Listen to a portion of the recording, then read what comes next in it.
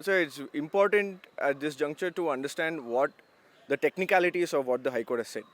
The High Court has not said that it is not part of Islamic faith.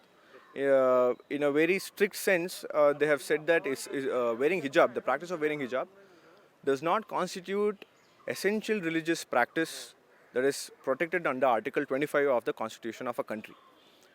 Now, that's the first question that they have answered.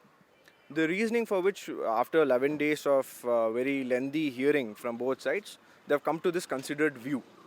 So we'll have to understand the reasoning that they have perused, the reasoning that they have provided to coming to this conclusion.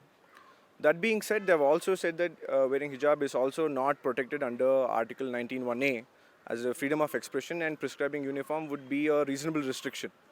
So to that extent also we'll have to see the reasoning, understand the reasoning provided by the Honorable High Court and take necessary steps.